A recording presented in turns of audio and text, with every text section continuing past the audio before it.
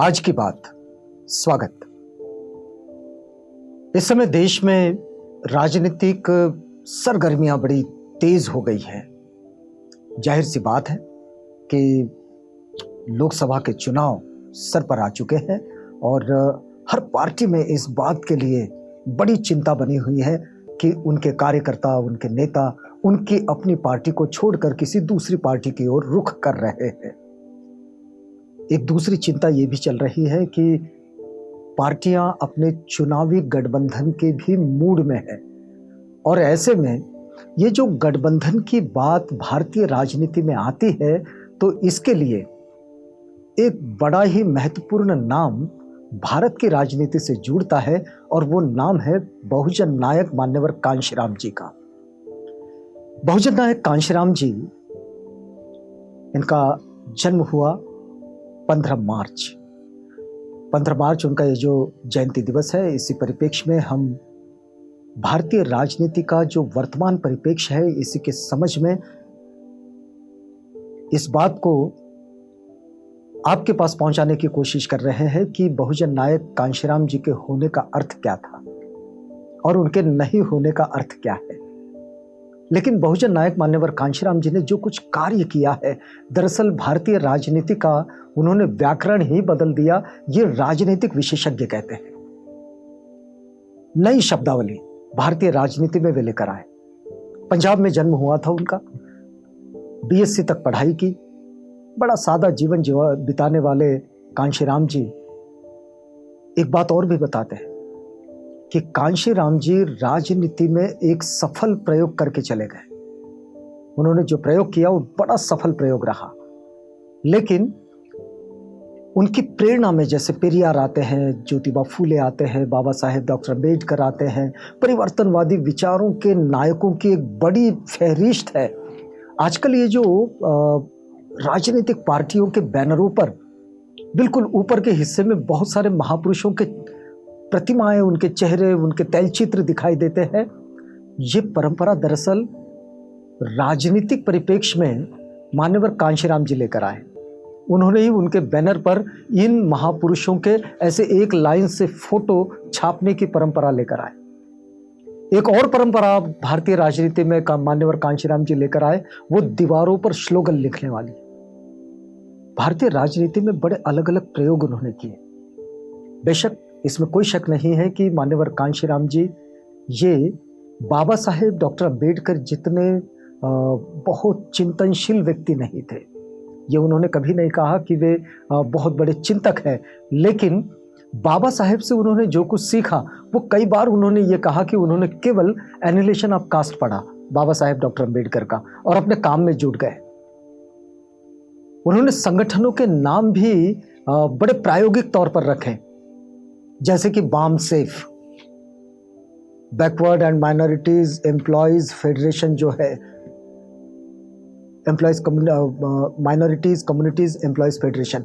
तो इस तरह से उन्होंने इसके शॉर्ट नेम एब्रिविएशंस में नाम लिखना, ये भी भारतीय राजनीति में कांशीराम जी लेकर आए।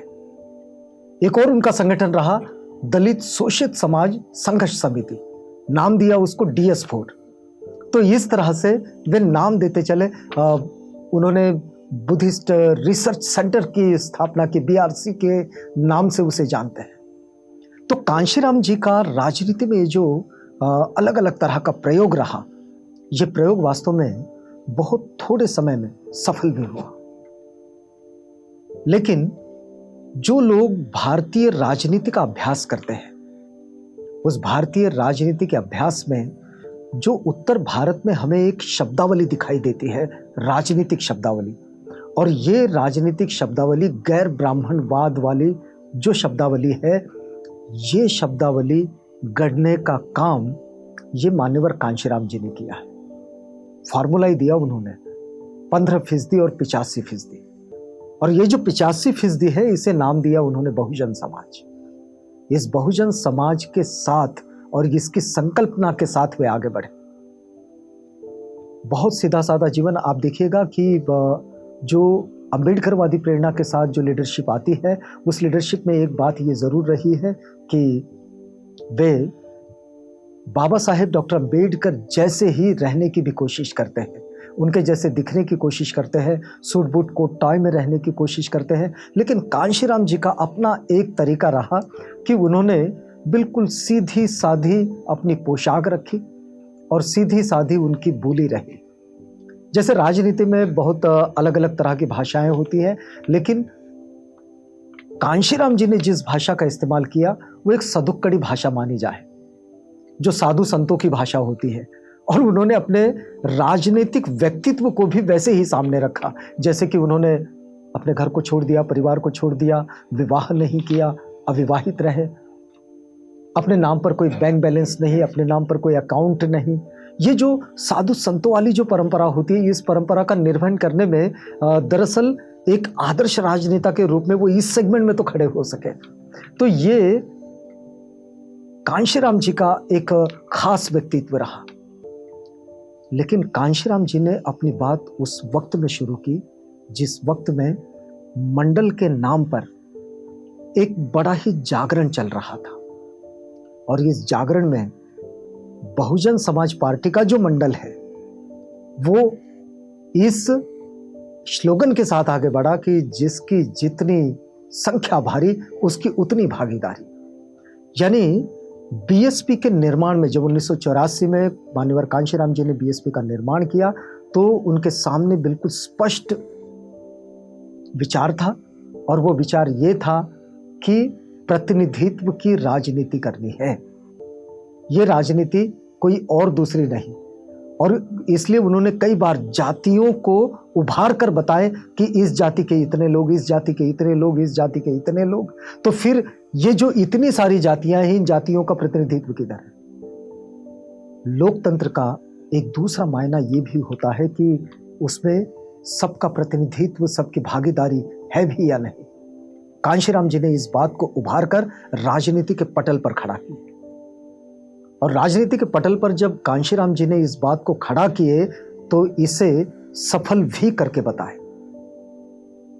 साइकिल पर यात्रा निकाली उन्होंने, लाखों लोग इस यात्रा से जुड़ते चले गए, कुछ उनके साथ चलते रहे और कुछ जहां जहां से ये यात्रा गुजरती वहां से इस सीमा से उस सीमा तक, इस जिले की सीमा से उस जिले की सीमा तक लोग उनके साथ चलते रहे, और लाखों लोग इस साइकिल यात्रा का हिस्सा बने। लेकिन परिवर्तन की ये एक ऐसी बयार कांशीराम जी लेकर आए कि ये जो दबा कुचला समुदाय था, जिस समुदाय का कोई अस्तित्व नहीं, कोई पूछ नहीं, उसका कोई प्रतिनिधित्व नहीं, उसमें एक राजनीतिक चेतना उन्होंने खड़ी की।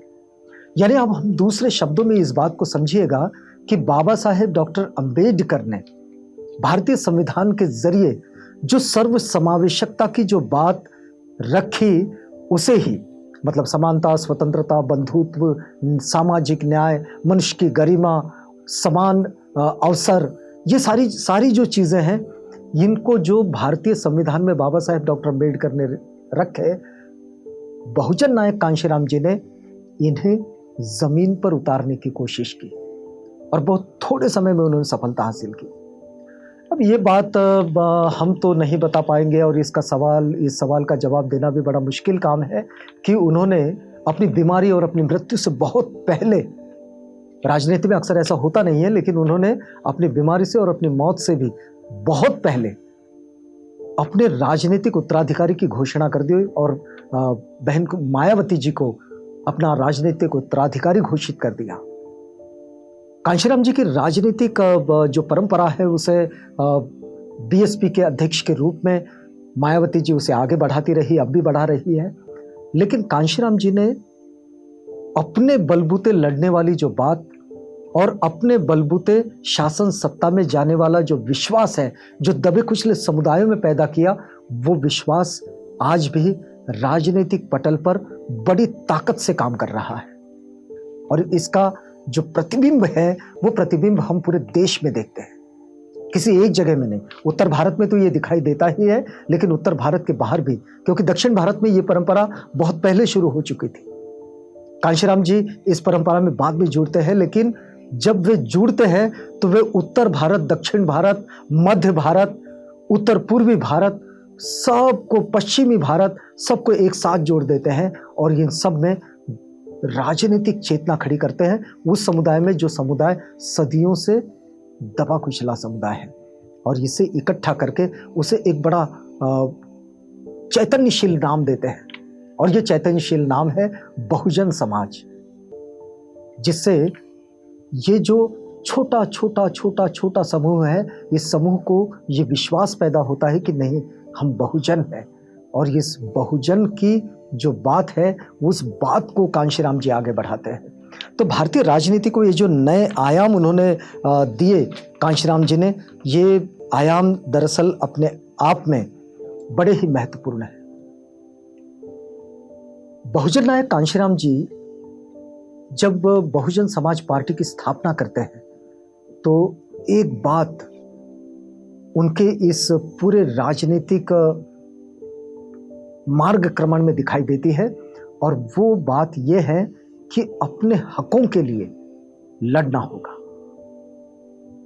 गिड़गिड़ाने से बात नहीं बनने वाली, और इसलिए आज तक बहुजन समाज पार्टी का जो कार्यकर्ता है, बहुजन आंदोलन का जो कार्यकर्ता है, वो कार्यकर्ता गिड़गिड़ाने वाली बात नहीं करता, बल्कि वो अपने मान सम्मान की बात करता है। और यही डॉक्टर बाबा साहेब अम्बेडकर के राजनीतिक आंदोलन का फलित भी है कि बाबा साहेब डॉक्टर अम्बेडकर का जो राजनीतिक आंदोलन हो, सामाजिक हो, सांस्कृतिक हो, धार्मिक हो, इन सारे आंदोलनों में एक बात रही, और वो बात रही कि बाबा साहेब ने लड़ाई स्वाभिमान के लिए लड़ी। और यही इसी स्वाभिमान के साथ जहाँ जहाँ बाबा साहेब डॉक्टर अम्बेडकर की प्रेरणा आती है, वहाँ वहाँ ये स्वाभिमान वाली बात आती है। और जब स्वाभिमान की बात आती है तो फिर उसमें गिड़गिड़ाने की बात बहुत पीछे छूट जाती है। आज बहुजन नायक मान्यवर कांशीराम जी के जयंती दिवस पर जब उनको याद करते हैं तो उन्होंने बाबा साहेब के राजनीतिक कारवां को जिस तरह से एक सामाजिक बदलाव की प्रक्रिया में लाकर खड़ा किए, उसी प्रक्रिया को आज और मजबूती से आगे बढ़ाने के संकल्प के साथ आगे बढ़ाने वाली ये बात हो सकती है। और यही बहुजन नायक मान्यवर कांशीराम जी के प्रति अभिवादन के स्वर भी हो सकते हैं। आज की बात में यहाँ रुकते हैं, कल फिर मिलेंगे किसी और बात के साथ।